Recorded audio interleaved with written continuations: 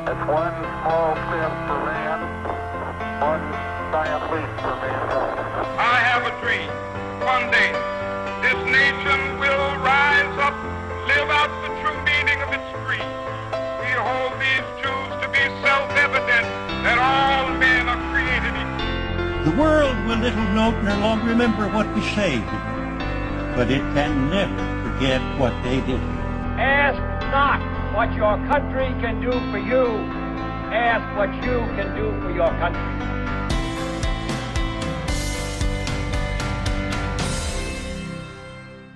Hello and welcome to Eccentric Earth.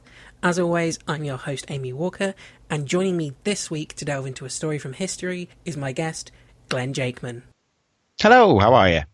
I'm very good, thank you. How are you doing? Yeah, not doing too bad at all. Been enjoying the sunny weekend that we've had, because it's probably going to be the only one we have. Yes, yeah. Our summer's 2-3 days tops and then it's gone. So Something like that, yeah. You get the beast from the east and then the African plume, and that's your lot, lads. Back it up, shut it down. Yeah, at least it's on a weekend, so hopefully as many people can enjoy it as possible. Exactly. Here's hope. Yeah, fingers crossed. No, you're back on again for a second episode, because we didn't scare you off last time with that amazing yet horrific story. No, it takes a lot to scare me off. So yeah, nice try, Walker.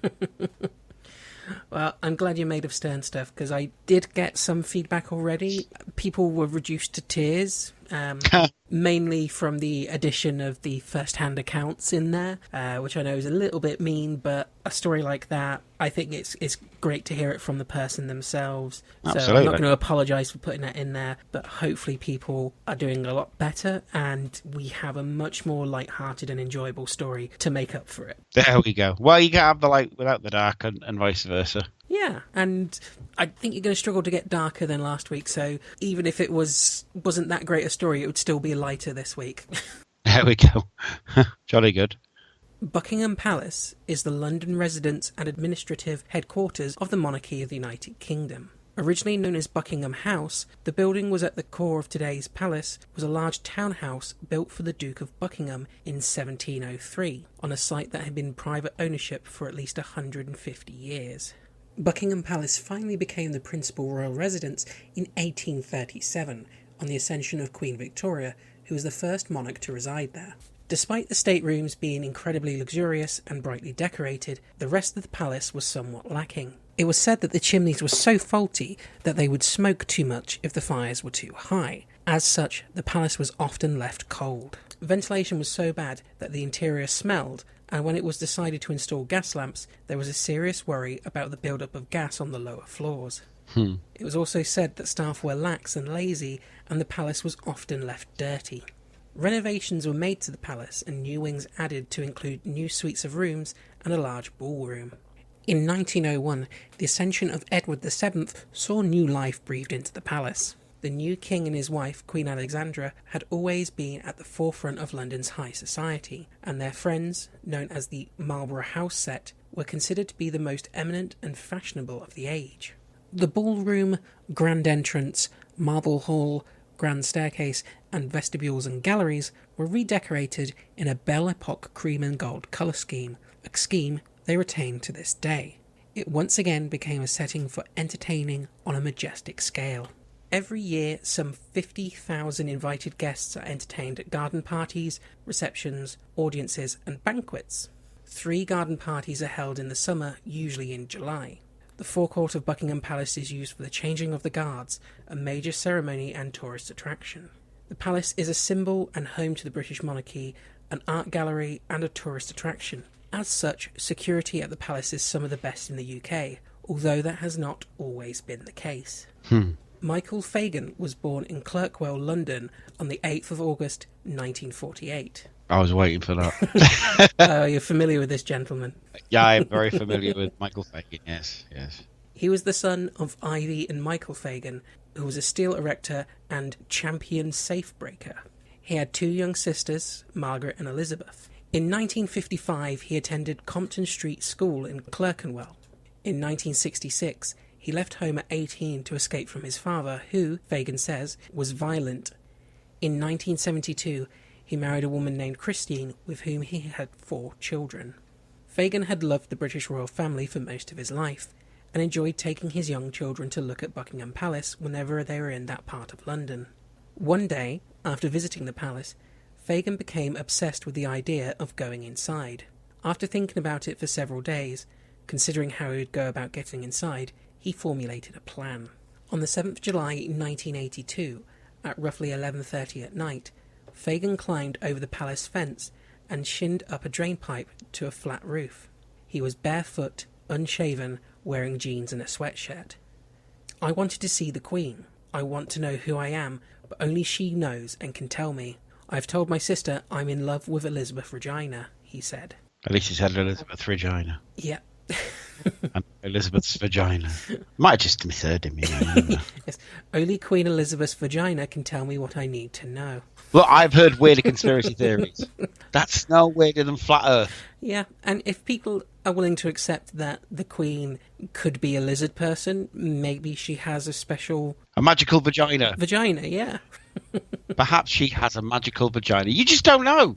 She's the Queen. She can do anything she wants. Michael made his way inside via another drainpipe on the 3rd floor window to room 151, where one of the royal housemaids, Sarah Carter, was sitting reading. She ran from the room and found 2 other maids. Fagin walked through Miss Carter's room and into the corridor. I walked straight in. I was surprised I wasn't captured straight away. I could have been a rapist or something. I knew I could break the security system because it was so weak. Fagin said that he followed the pictures down the corridor and passed a room with Mark Phillips' name on the door. I gathered it was probably their room, so I decided not to disturb them and carried on.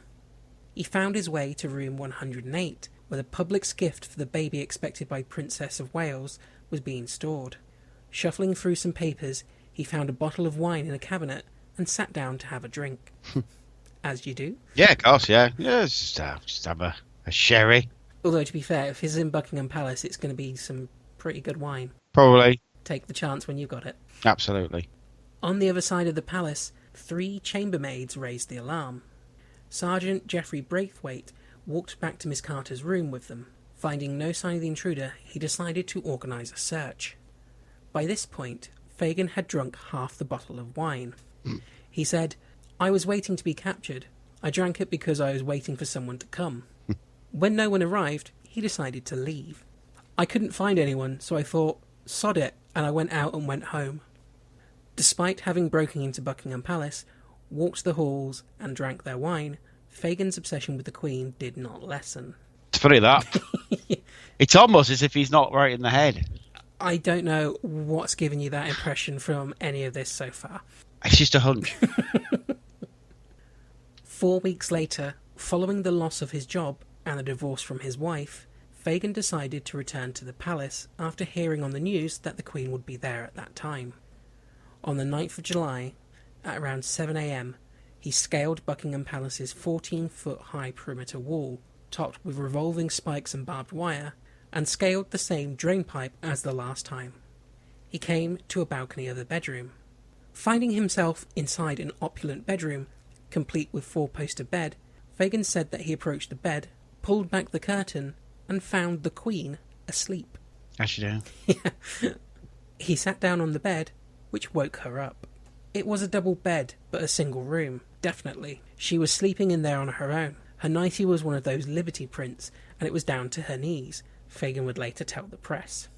Despite several reports over the years that the Queen calmly spoke with him in order to stall him, they proved to be false, when in a 2012 interview, Fagin revealed that she went past me and ran out of the room, her little bare feet running across the floor. The footman came and said, "Caw, fucking hell, mate, you look like you need a drink." His name was Paul Wybrew, which is a funny name for someone offering you a drink, innit? He took me to the Queen's pantry, across the landing, where I presume she cooks her baked beans and toast, and whatever, and takes a bottle of famous grouse from the shelf and pours me a glass of whiskey.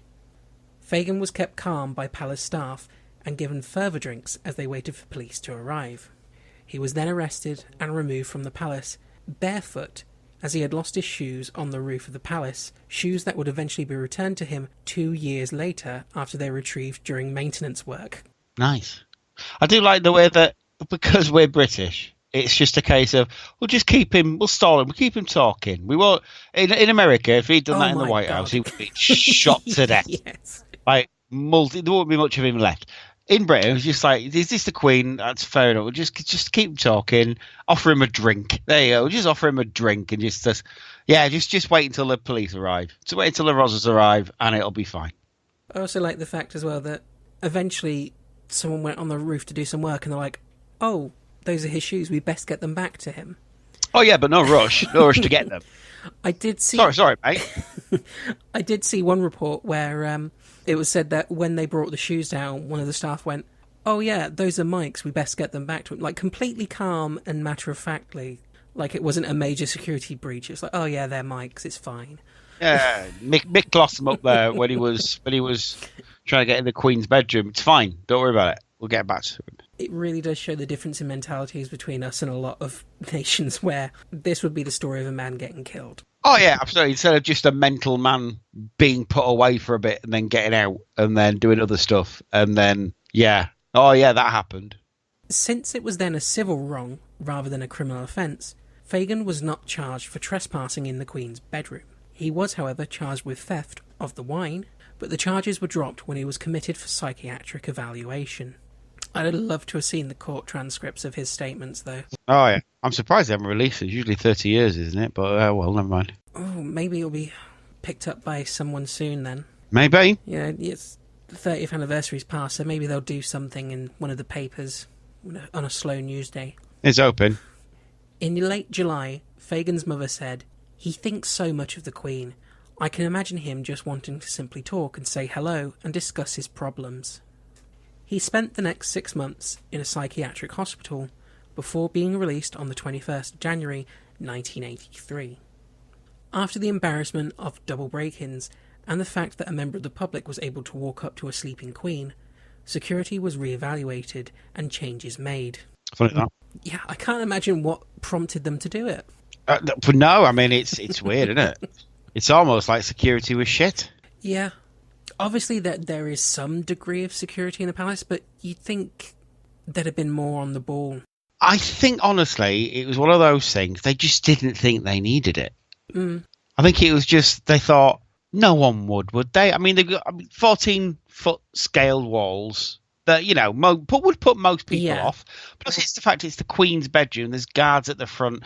I guess they just, at that point, didn't think there was enough of a threat, and the world was a bit of a weirder place back then. Yeah, and to be fair, most people in the UK either don't give a shit about the royals and would never think, I'm going to get in there and do something nasty, or love them to the point where it's like, oh no, we would never go in there and disturb them because we love the Queen. He's in that special little area where it's, he really wants to go inside, because most people probably don't care in the UK. I know I don't. I'm not a royalist at all. No. They don't interest me in any way. Plus, like you said, a 14-foot high wall with razor wire. It's like, no, I can't do that.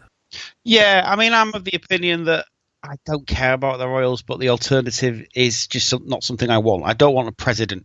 That's just more voting. That's just. There's nothing wrong with the system the way it is. Let's leave it be. Yeah. If there becomes a problem in the future, that's when you deal with it. But at the moment, plus you give it a few years, you're going to have King William.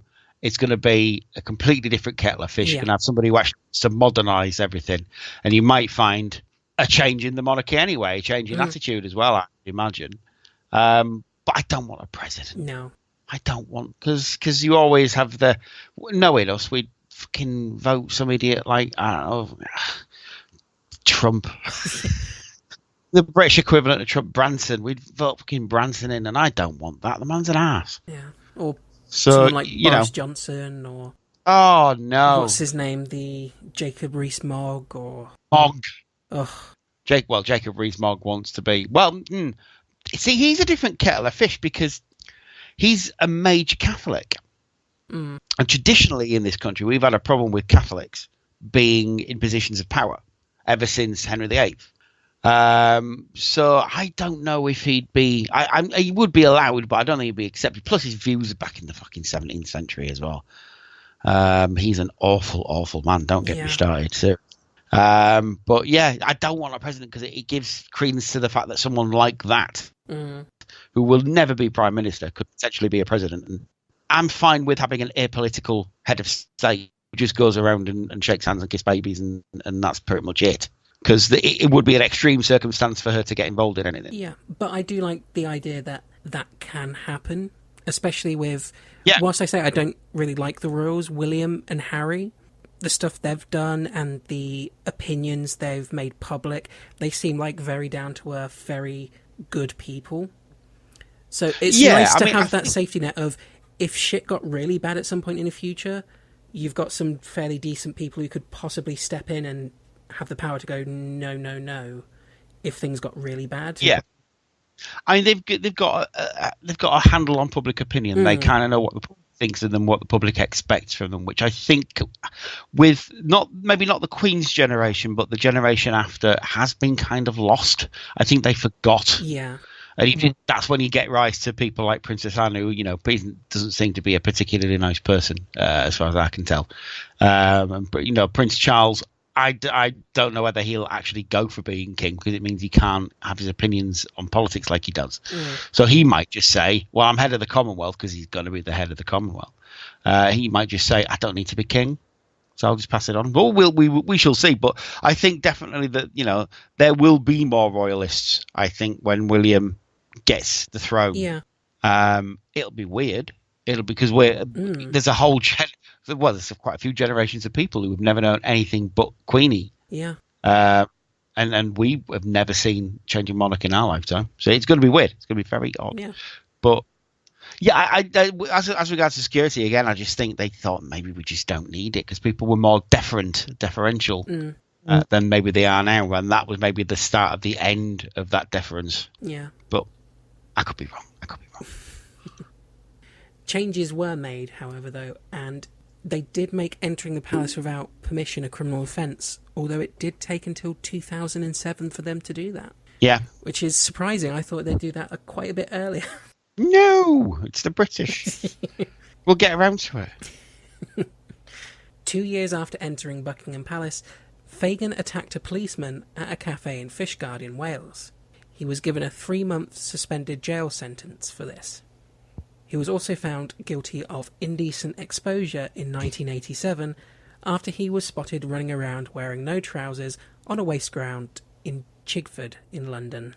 Is that indecent exposure? Really? Is that what that is? If it's just no trousers, I wouldn't say so, but if it's nothing below the waist, maybe? See, I would only think it is if it's against someone. So if you're exposing yourself to someone who doesn't want to be exposed, i.e. flashing, something like that, yeah? If it's just you he's running around waste ground, who's going to see him? Apart from the one person who did see him. And there's probably some poor old deer walking a dog. You think she'd be glad of it. Bit of nudity. Yeah. Nudity always freaks me. I mean, I don't, it's one of those things that I just think about and I think, is it bad? Yeah. I mean, there's certainly lots of people in the world that I don't really want to see them nude, but no. It's weird that sort of uncovering ourselves, that's a horrific crime. It's like, is it? No. Yeah. Is it really? Just showing what we've got under our clothes, is it that bad? I think, like, the change in royals to come, I think that will be something that we'll probably see change within our lifetime when the generations above us sort of fade away, because... Yeah. I found a lot of people around my sort of generation have a much more laid-back approach to nudity and being like, well, as long as it's like, not people fucking in public, if someone wants to sunbathe topless and they've got breasts, so be it. It doesn't bother me, it's like, it's just... That's been the thing forever, though, in certain countries. Like France, they have topless beaches, or, they don't really care, because why would you, at the end of the day? It feeds into the whole women breastfeeding and you got a naked boob out. Who gives a shit? I'm very much of if it's someone aggressively thrusting their nudity towards you, then yes. If it's somebody just thinking, I can't be bothered wearing trousers today, I'm going to run about on this waste ground with no trousers on. So I don't really care about that. It's like streakers. It's like, it's funny. Yeah. So Plus, the idea of him just running around on waste ground, it's like, he must have looked ridiculous. I'd have just giggled at it and thought, that's quite funny. Yeah. Plus, you also get to meet a celebrity. Exactly. How often in life does it turn out that you can meet a celebrity who's got no kit on down below, and you can see their hoo-ha or dingle-dangle? It's not very often. I applaud it. Unfortunately, in 1997, Fagin was imprisoned for 4 years after he, his wife, and their 20-year-old son were charged with conspiring to supply heroin. However, from what I've seen in recent interviews, he does seem to have tried to turn his life around since, although he is still very strange. Oh, yeah. One good thing, though, was that in 1983, he recorded a cover version of the Sex Pistols song God Save the Queen with the British punk band The Bollock Brothers. I think he missed the point. They were being sarcastic. I think he must have thought, oh, they were celebrating. No, they really weren't. They were. Well, his version wasn't. Yeah. Johnny Rotten's wasn't celebrating the Queen though. But there you go. Never mind. And that song, as well as some interviews, are available online to listen to. So I'd say I'm good. Go and check it out. He's a very strange and interesting man.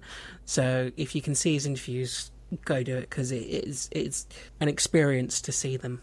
Oh, yeah, I can imagine. And strangely enough, all the interviews with him, he's in the pub when they're doing it. Funny that. Yeah, he doesn't seem like the pub type to me. No, he seems like a complete teetotaler. So yeah, that's Michael Fagin, and you already knew that story, so there's not as many shocks in there as I thought there'd be. Most people find out that someone broke into the Buckingham Palace twice and normally a bit taken aback. I remember it happening.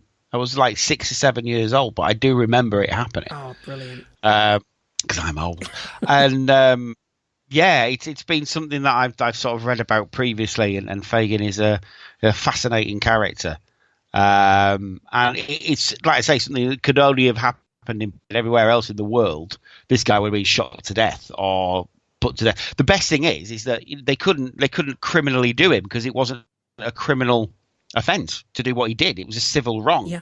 Because it's one of those things, nobody will ever do this, right? Yeah. So let's not enshrine it in law. Nobody had ever done it. That's the thing. It's one of those crimes that they never thought would happen, so there was no law for it. Well, yeah, because usually if somebody did that and sort of enters the Queen's bedroom, they wouldn't have been looking for a chat. They would have been looking to kill her. Yeah. So it would have been assassination or treason or something like that. But as it is, he meant absolutely no harm to the Queen whatsoever. Mm. So there's nothing they could do. You can't do something for treason if you've got no treasonous intent. Yeah. Although I am a little bit surprised they didn't try and say him drinking their wine wasn't treasonous. Theft. The most it would be theft. Yeah. But they couldn't get it to stick. Well, you can always give it back. I mean, it won't be in the form that he drank it. Yeah. But, you know. But yeah, the most they could do him with is theft. And what's the point? You might as well just say, well, don't do it again, I guess. And then put it's to do with that, like we spoke last time about law being precedents. Mm. Before something happens, you can't really make a law against it, because you can't say, don't do that. I wasn't gonna. But yeah, well, don't do that. Yeah, well, I wasn't planning to anyway. Yeah, well, don't do that because this will happen. Well, fine, because I wasn't going to do it anyway. All right, then, on your way. Yeah, you can only really make a law up if there's precedent. And now, obviously, you would get done for trespass and blah, blah, blah, and doodly-doo, and yeah, all of it. But then again, nobody would get that far these days because there's so much security. Yeah, it's definitely something that's never going to be repeated. At least the next breaking is not going to be someone just wanting a chat with the Queen. It's going to be something like an assassination attempt or something like that, in which case you might see a break-in, but nowhere near this. The thing is, though, and this sounds horrible and callous, what would somebody get out of assassinating the Queen, realistically? There's no point to it. Mm. You know, obviously you had things like the IRA at the time who were interested in doing it, but these days, people, obviously, they realise more that the Queen politically has no value at all, and there's not much point having a pop at the royal family because nobody really, it's not going to get you anywhere. Yeah. You know, you're not going to have any aims unless one of the royal family happened with Mountbatten when the Queen's cousin, I think he was, when he, decided to say, oh, the IRA bastards, all of them, I'll kill them all, blah, blah, blah. And then they blew him up. That was specifically because he'd been talking smack about the IRA. But the Queen is not allowed to have a political opinion. Obviously, we know she does, and I get the feeling, I don't know, maybe she's Tory. I don't know. I mean, maybe that fits in with her political beliefs. I can't see it being Labour somehow, can you? Yeah. But they aren't allowed to have a political opinion, so I don't see what the point of assassinating the Queen would be, unless it's symbolic, and really that's not going to get you much these days. It's a different world. Them. I think the only thing that assassinating the Queen or any royal would get you is fame. Because there's no agenda or political ends or anything like that you'd get from doing it. It'd just be, oh, you're the person who killed the Queen. That's about it. There's no end goal that you'd get accomplished by doing it, unless you want to skip to the next monarch. That's your goal. In which case, you'd get that. Plus, I mean, we've said it before. You've got the amount of apathy towards the royals that there is in this country. All you would really accomplish is getting the people to care about the royals. So it's there are I'm not going to say better targets, but there are different targets. Yeah, more politically important. Advantageous. Yeah, advantageous. Yeah. Although you probably get everyone a bank holiday for the funeral, so that would be nice. Well, I'm still angry. We're not getting one for the wedding. That's what happens when minor royals, I say minor royals, you know what I mean? That's where less important royals get married. We don't get a bank holiday, and I'm aggrieved about that. We should get at least a bank holiday. Yeah, we don't care about the royals until we don't get something. Then we care about the royals. Yeah, damn right. I want my goddamn bank holiday. At the end, we're getting one at the end of May anyway, but we could do one in June. There you go. We got one for the other two. So I'm of the opinion we should get one every time there's a royal birth as well. Oh, just take one, and then when work say anything, be like, it's a royal wedding. I took the day off. I'm a royalist. Yeah. Fight me, bro. Because I don't think you'd get much of an argument. They just sort of give you that, oh, bless you kind of look, and okay. Oh, he's of a different age. I'm not going to lie. I got one when Diana died. Because they said at work, you said you can take a day off for the funeral if you want. And I said, yeah, I'll do that. And they said, are you a royal, are you? I said, oh, yeah, big royal. I am today. Yeah, I am now. Oh, we lost our Princess of Hearts that day, we did. Till it all came out that she was just manipulating the media and not especially a nice person, but there you go. Well, that's the thing. They are still people at the end of the day. Yes. Absolutely, they are. Some of them are nicer than others, and she wasn't. Not to piss all over everybody's memories of her, but she wasn't that nice a person. She did some good things, but everyone has flaws. Everyone can be mean. Well, she kept fucking other women's husbands. She kept doing that, so Yeah. It was like the whole. I was talking about somebody about Sienna Miller the other day, and they were saying, "Oh, she's so nice." I said, "What do you mean?"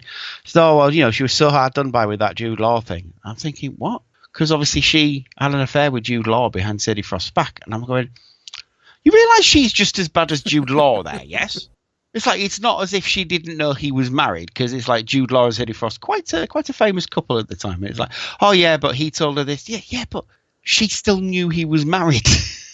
That's the problem with when people are fans of people. Yes. They'll let them they get don't away like to with think so that much. they've got flaws. Right, exactly, and we all do it, but I'm a fan of Michael Fagan, so I'll forgive him for that. I'm joking. But no, it was a weird period of history where I think, like I say, that deference of royalty was sort of being broken down and eroded. It wasn't something that just happened in 1992, like some people think. The Annus Horribilis wasn't just, that's it now, everything's gone to shit and we all hate the royals. It was a gradual erosion of us thinking the royals were divine, to them thinking, well, they're just people, to them thinking, well, we respect them because they're royals, to them thinking they're royals, to them thinking they're just a burden on our tax. Yeah. To where we are today, which is complete and total apathy towards them. At which point we only care if we get bank holidays. And that's pretty much where we are with the royals. They're just celebrities like any others. Yeah, and that's it. They bring in money through people going to visit London to see the palace and all that, but no. But that would be there regardless of them being around. Yeah. All the houses, if we ever got rid of them, the houses, the stately homes would still be there. People would still come to see them. I mean, they do places like the Palace of Versailles in France, or all the Russian stuff, Winter Palace and that. People still go to those places to see that. It's just, I think they've got that extra celebrity thing. They're our version of the Kardashians at this point. I honestly think they are. The fact that he's marrying Meghan Markle, Harry, she is going to be our Kim Kardashian, basically. For better or worse. I mean, I don't think it's a bad thing that that's what they are, because they're making other people money and they are bringing interest into Britain, which we're going to need, lads. Because once we leave Europe, we are going to find our place in the world isn't as big as we thought it was. Well, no, we're the land of milk and honey. Everything is fine. We're the best. Sure. We don't need Europe. The Commonwealth's great. Well, there was a statistic the other day of somebody who said, the Commonwealth is brilliant in the Commonwealth. Said, yeah, you realise there's only about 2 or 3 countries in the Commonwealth that homosexuality isn't legal, isn't number 1 illegal and number 2 a death penalty offence. Yeah. It's not a great thing, is the Commonwealth. There's a lot of, I don't want to say backward, but I'm going to say it anyway, backward countries in the Commonwealth that we should have sorted out by now and said, oi, that shit's not acceptable in 2018. Oh, but we can barely sort ourselves out with some of these things. Oh, yeah, well, this is true. I mean, at the end of the day, I don't like the Commonwealth. I don't see the point of it. I think the Commonwealth Games were laughable. Oh, we've won this in the Commonwealth Games. Yeah, well, that's kind of like sort of beating a one-legged man in an ass-kicking contest, isn't it? It's, a lot of these countries don't have many athletes, and we kind of do. We'll go to the Olympics thinking, yeah, we'll win everything, and we won't win shit again. Yeah. Oh, but we won at the Commonwealth Games. Oh, well, there you go. It's no. Oh, no. This country's population is less than Birmingham's. But there you go. You bring me on for my ranting. You must do. I don't know about the listeners, but I enjoy it.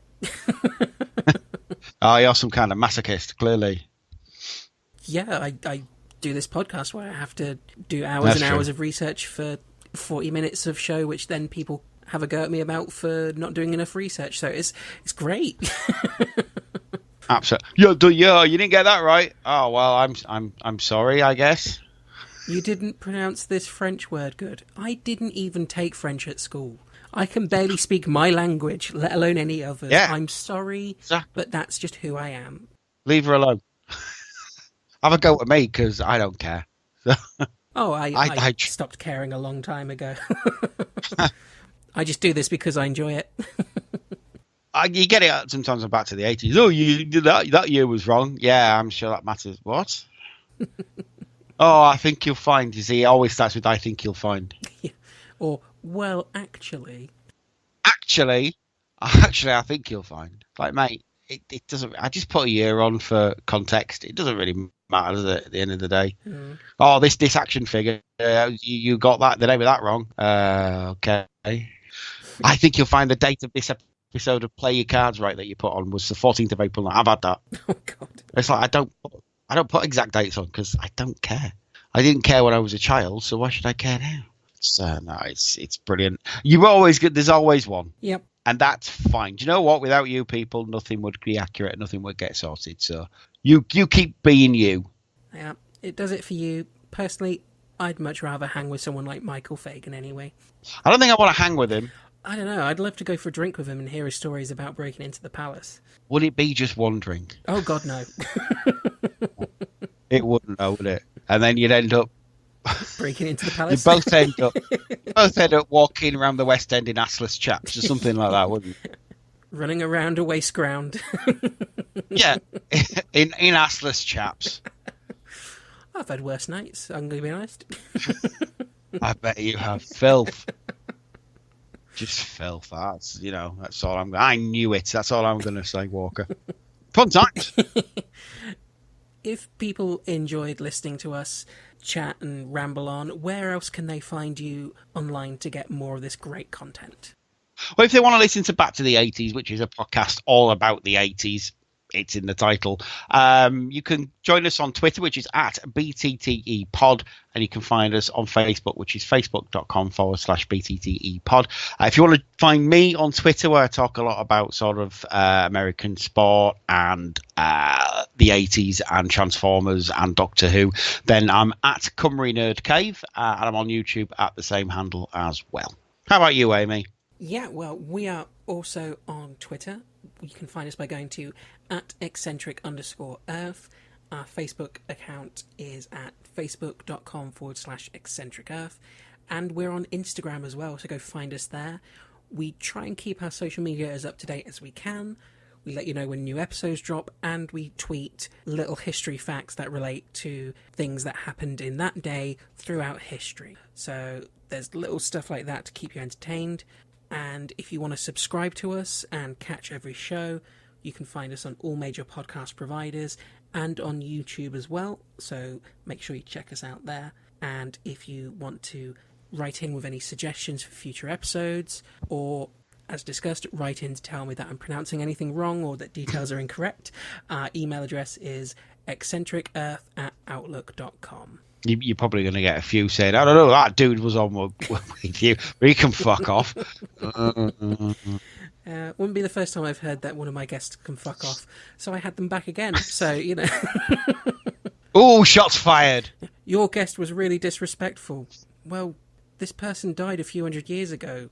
We made a few jokes about the things they did, but said they were awesome. If you find that disrespectful, I'm sorry, this isn't the podcast for you. Too soon, was it? Yeah. Then Pompeii, right? All them villagers, cunts, a lot of them, right? They deserved it. Twats. There you go. Okay. Enjoy those. I'm going to get complaints about that one now. Yeah, it was fine. It was 2,000 years ago. They'd be dead anyway, so it's okay. No, it's just too soon. It is too soon. I know, right?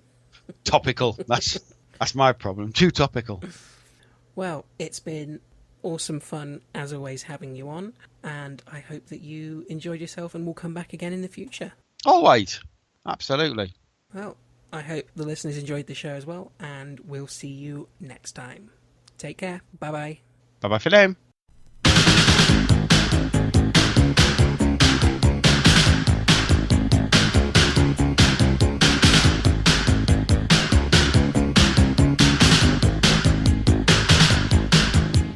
God save the Queen.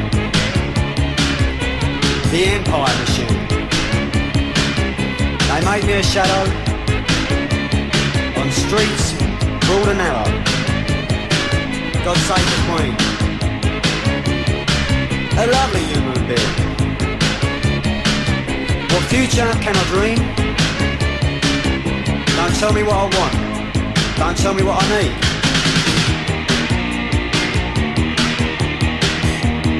When I have no future and no past, how can I sin? How will I last? You are the future and you are the past. God save the Queen. God save the Queen. The Empire Machine. God save the Queen. I mean it, kids, I love the Queen. God save the Queen.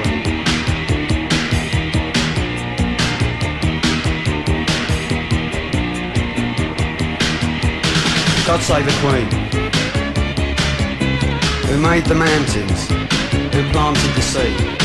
There ain't no future for me.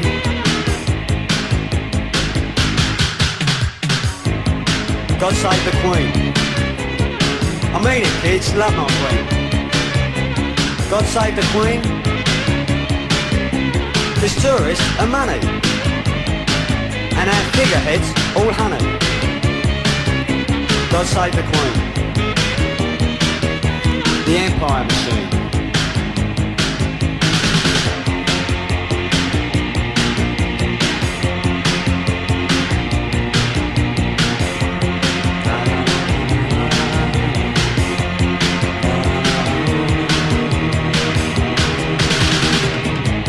God save the Queen.